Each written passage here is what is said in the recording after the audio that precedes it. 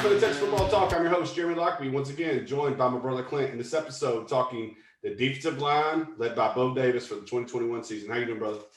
Hey, pretty good, man. We obviously we're talking trenches on the offensive line side of the ball. We just put that video out. Again, we're going to try to go through. Really, me and Jeremy decided. I think we're going to do defensive line, offensive line, or offensive line, defensive line, and then we'll kind of do wide receivers and looks like cornerbacks and tight ends and safeties and running backs and linebackers. And we'll end with the quarterback discussion going into spring ball. I think we decided to do it like that. But hey, we always talk about obviously iron sharpens iron. I think our defensive line is probably one of the best it's been in a long time. Obviously, bringing Bo Davis back to the 40 acres is a big deal. He's been on the 40 acres. He's worked at Alabama as a defensive line coach during some of their pivotal years, and then just came back to the college ball from being the defensive line coach with the Detroit Lions. So damn good hire by Steve Sarkisian. Obviously got some key departures at this particular point. Some of them still kind of trying to figure out if they're going to transfer or not going to transfer, but obviously leaves in Jaquan Graham to the NFL. Obviously he's decided he wanted to go the NFL route. Just had a wonderful pro day, kind of see where he goes in the draft. And then one of my favorites, man, Marquez Bimich, obviously opted out last year, decided he made, he got into the transfer portal, may transfer out to another school. He was going to actually be my breakout player last year, my breakout player this year. But at the same time, and obviously you losing, Daniel Carson's another one. He's decided to transfer to Western Illinois. Top three defensive returnees, according to Pro Football Focus, currently right now is number one, T'Vondre Sweat with a grade of 79.1, Keandre Coburn with a 75.8, and Jacoby Jones with a 72.8. And then obviously that question lies out there, a sophomore campaign from Alfred Collins, most dynamic D lineman since. And to me, that's just an open question. Obviously freshman season, interception, one-handed interceptions. We've seen the uber, talented, able to move in space. Want to see where he's going to play in PK's defense moving forward. But your thoughts, man, on Bo Davis, the departures, transfers, and currently where we sit at, man, as far as what's returning to the 40 acres on the defensive line. All right. Yeah, you gave me a lot to cover there. So, Bo Davis, like you said, proven winner, has won trophies, has won rings at Alabama.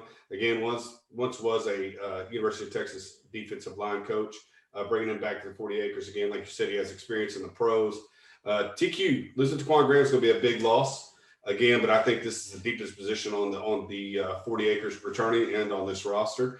Like you said, Marquez Bimich, the most, how do you say this? The strongest player pound for pound on the UT roster in the weight room. Like you said, dynamic player. Like you said, opted out last year. You really felt like he was going to come in and dominate as a sophomore. And then again, like you said, going into what would now be his senior year, because he played his sophomore year, opted out his junior year, now would be his senior year, is looking to transfer out. So, but again, you have guys like Obi Agufu from Notre Dame, who's transferred into the program, got some experience. You brought in a 21 recruiting class with Byron Murphy, David Abiara, Jordan Thomas, and Barron Sorrell. So you bring in guys in from the recruiting trail. Abiara, a late pickup. Murphy was pretty much with Texas for a good while. Thomas was one of the first guys we got. And then Barron Sorrell was also a later pickup for the 21 class. Not at all surprised by PFF's, analysis of T'Vondre Sweat and Keandre Coburn. We thought that interior line, again, we think their body type may change with PK's philosophy versus the last defensive coordinator, Chris Ash. I don't think they'll be coming into to fall ball weighing 348 pounds apiece. But again, the ability to stop the run, the ability to break through gaps and put pressure on the quarterbacks from the interior, these guys have both shown the ability to do that.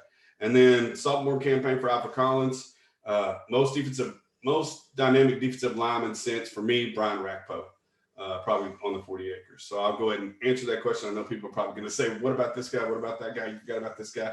But straight off the cuff, I think Brian Rakpo, probably most dynamic since him. Those are my initial thoughts. Yeah, it's I think people are going to get into a panic because when you start talking about, 4 down linemen versus 3 down linemen, obviously PK runs probably a base 3-3-5, 3 down linemen, three linebackers and then 5 defensive backs. I think it makes people panic because it goes back to previous defenses we've had. And then all of a sudden we get a 4 down defense and everybody really, really likes it. And Joseph Aside does this thing really from a linebacker position, but really in a 4 down lineman set. I think you'll see the same thing. I really, truly will think you see the same thing. I think it's going to be based on down and distance. We've talked about that, and Nazem will continue to talk about that. That the defense is going to change based on you'll have guys that are in 3-point position, 3-point positions, and then standing up around the line. And it's really at this particular point you'll probably have 2 defensive ends and a nose tackle in a base defense, and then bring guys in like obviously, like we talked about before, Alfred Collins, man, could probably play defensive tackle, but also play defensive end. Jacoby Jones, I'm excited about Jacoby Jones' second season. He flashed really good last year. Obviously, if you go back and look at that Alamo Bowl depth chart, you got, Moro Jomo and Jacoby Jones were playing the defensive end position. They had defensive tackle with Alfred Collins and Vernon Broughton, another name that really hasn't been brought up.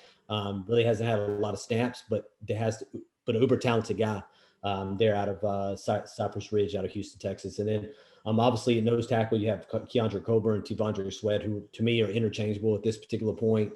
I think they have they're the same guys, just different numbers, 93 and 99. And then Soren Gordon Welch had some time playing a little bit last year with some when you're talking about Alamo Bowl. And then obviously coming back, Vernon Broughton, Soren Gordon Welch, Myron Warren, Devondre Sweat, Alfred Collins, Moro Jomo, Coburn, and those guys you named that we just recruited, guys like Byron Murphy and David Abiara. I think the sky's the limit for the defensive line. You have to have a lot of guys playing in and out with the way that the offense is playing the Big 12. But your thoughts about maybe the depth chart and where we sit currently with the strength of the defensive line of the starters we're bringing back. So your 2 most experienced guys are Keandre Coburn with 21 starts and Moro Jomo with 12 starts. But like I said, we're young across the front. Broughton being a sophomore, Gordon Welch being a sophomore, T. Sweat being a junior, Alfred Collins a sophomore, Moro Jomo a sophomore, and Keandre Coburn a sophomore. So very young across the front again. We talked about down and distance will dictate how many defensive linemen are on the football field.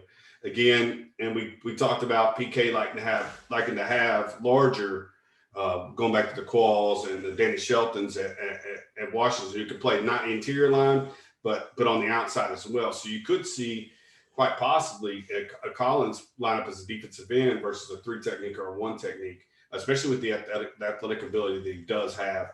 And then if you want speed rush, then you're looking at a Jacoby Jones. If you want guys that are going to get up the field and force the ball back inside the tanks, then you're probably looking for a Moro Jomo or a thicker, larger, defensive end. Like I said, down and distance is going to dictate what PK thinks is coming from the offensive side of the football.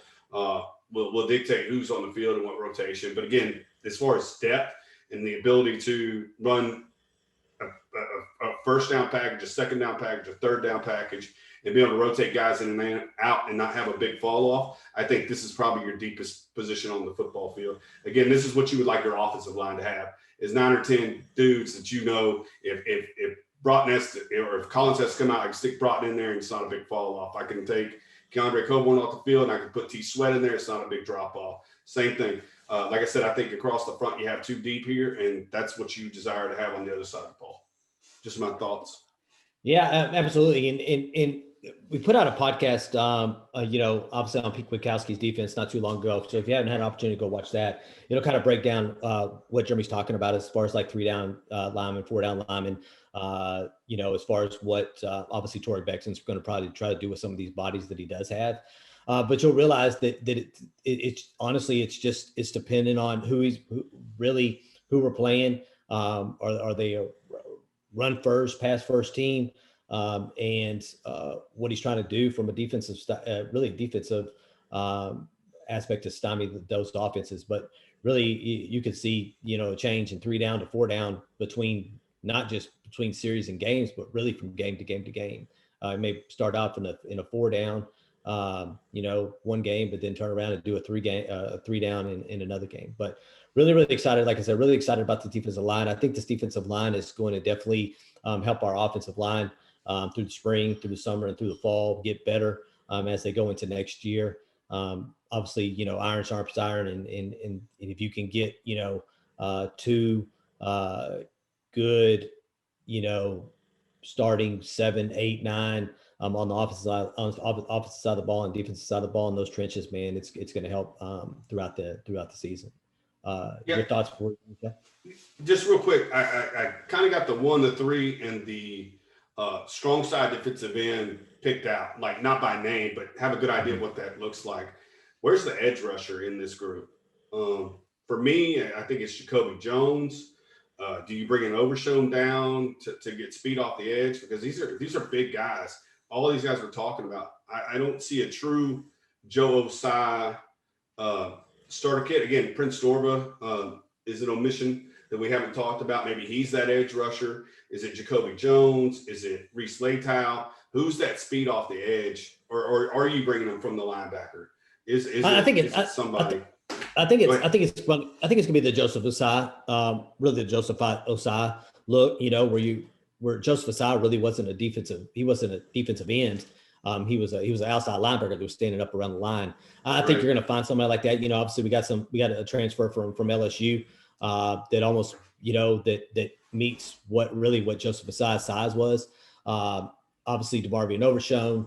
But I think it's going to come from. I think your blitz packages are going to come from the interior a lot. When you're talking about pass rushes, I'm not so much talking about outside pass rush more than I am talking about interior pass rush, because you push that center back in that quarterback space, it's probably more problematic than getting rushed from the outside and have a little bit less time to think about what you want to do. But I think that internal pass rush from Devontae Sweat and Keandre Coburn and Alfred Collins and Moro Jomo and really Jacoby Jones. But I think you'll see a linebacker come in down in and around the line when you need a pass rush threat from the outside. I think that's where it's going to come. No, I definitely like that too. Yeah. So the games to be played with the 1 and the 3. Again, most college offensive lines aren't built for a lot of stunts, a lot of games being played interior. So if you have the athletes to be able to do that, to take on a double team, to free a man up like an Alfred Collins or a T Sweat, who has that size but that speed to like you said, get after the quarterback from the interior. Again, it's more problematic pressure in your face than from the outside. Normally from the outside, you can step up, you can feel it. If it comes straight up the middle, there's not a whole lot you can do, especially with 6'6", 6'7" guys on that interior line, 6'5", 6'6", 6'7" guys on that interior line. So point well made. Absolutely. And maybe Jacoby Jones may drop some weight too, because you're looking at 6'4", 250 pound. He's currently, I think, listed around 6'4", 250 pounds. Mm-hmm. There's nothing to say that he can't probably lose 10, 15 pounds, man, to come in 235, 240 and be able to do that pass rush from the outside. But I think the sky's the limit on how you want to move your pieces around on the defensive line. But I think it has to do with not just these the 3 down or the 4 down linemen, but I think it has to do with really the front 7 and how you want to use all of them together, those pieces together. And then worry about the back 5, and those other 7 or other 6 really worry about how they're going to, really play each and every down. But hey, really, really excited. I think the next one we're going to do is probably going to be wide receivers, probably cornerbacks next. And then, like I said, wide receivers, cornerbacks, and then probably safeties, tight ends, and then running backs and linebackers. And then quarterbacks will end out this spring practice preview. So we appreciate you listening as always. You can find us on Twitter at Texas Football Talk, on Facebook at Texas Football Talk, and on Instagram at Texas Football Talk. Please hit that like button. We'd appreciate it. And if you have not subscribed, please subscribe. If you like the content, please tell somebody else about it. We appreciate it. Hey, spring practice is getting near, so you'll have a wonderful day, and hook 'em. Hook 'em.